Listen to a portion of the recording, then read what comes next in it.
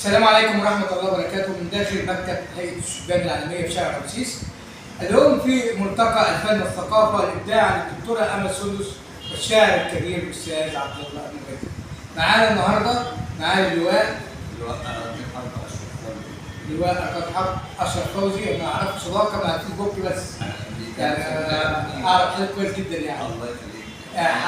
حضرتك في الملتقى النهارده أكيد هتبدع معانا في حاجة هتقدمها لنا ممكن نعرفها؟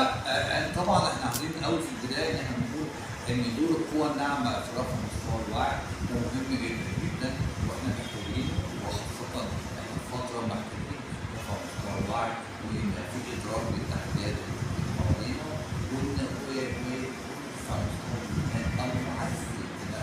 صحيح. وانا شفت النهارده في الملتقى شيء جميل قوي، شفت كلام كتير على الشهداء وروم الشهيد واشعار في هذا الاتجاه. وزائد ان كمان الملتقى مش بيقدم بس يعني فن وبس، لكن بيقدم جزء اكاديمي اللي هو فن اللقاء وكيفيه المناقشه. ويمكن انا سعدت ان انا قلت كلمه في المجال ده.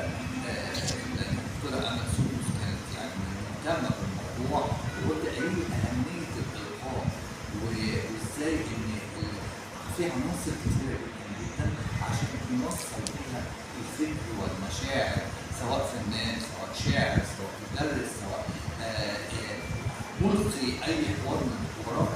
عشان اوصل الفكر للناس لازم اثر في قلوبهم وقبل اي حوار.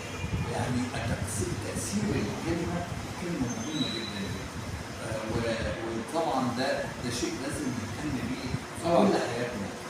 فحتى لما نيجي نتكلم على اي محتوى فني او ثقافي يقدم لازم يكون مؤثر، والتاثير نتيجه حاجات كتيره منها لغه الجسد منها.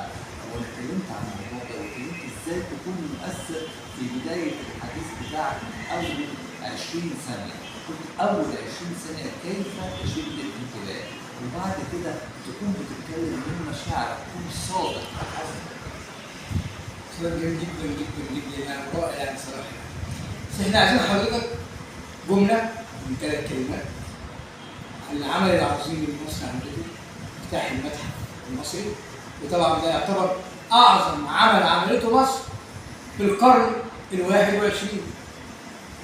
الاحفاد كملوا رساله الاجداد.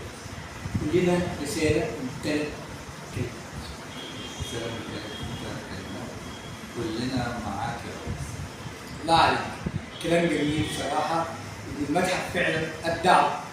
كل من كان خلف الستار في إخراج هذا العمل الكبير تحية وتعظيم ليهم كبيرة جدا. أكيد، لأن إحنا بنقول وأنا بقول الثلاث كلمات اللي حضرتك يعني حسبتهم. بقول إن هم مهمين ليه؟ لأن هم بيقولوا كمية الإنجازات اللي تحققت في عهد فخامة الرئيس السيسي، ليست إنجازات في مجال الفن ولا الثقافة فقط، ولكن إنجازات هي فعلا تنمية وتحقيق التنمية المستدامة اللي تم في عهد فخامة الرئيس عالي. ففعلا لما بقول لك كلنا معاك يا ريس، احنا بنقول كلنا فرحانين بكل ما تم إنجازه خلال السنوات الماضية. بس إن شاء الله مصر من نجاح لنجاح وفخامة الرئيس من نجاح لنجاح، كلنا متفقين على هذا السيستم. إن شاء الله.